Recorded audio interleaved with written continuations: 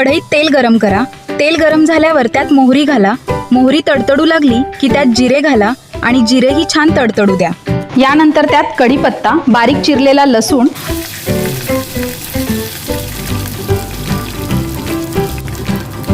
आणि बारीक कापलेले लाल टोमॅटो घाला। सर्व साहित्य छान परतून घ्या।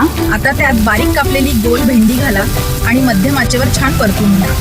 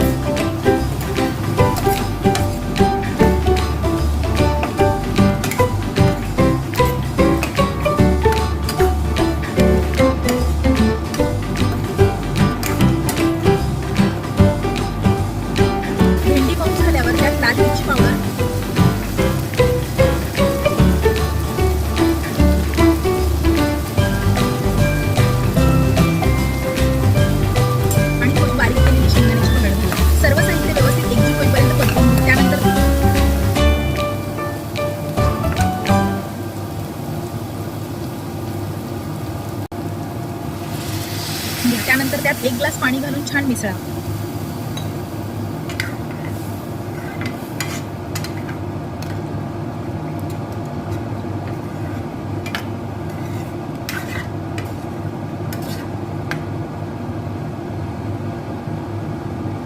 झाकण ठेवून भाजीला एक छान उकळी येऊ द्या।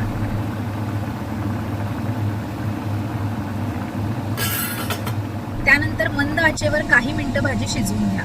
भाजी छान शिजली की गॅस बंद करा। अशा प्रकारे आपली चविष्ट गरमागरम आणि झणझणीत भेंडीची भाजी तयार आहे। ही भाजी भाकरी, पोळी किंवा चपाती सोबत सर्व करा। आणि हो, आपल्या चॅनलला सबस्क्राईब करायला विसरू नका। बरं,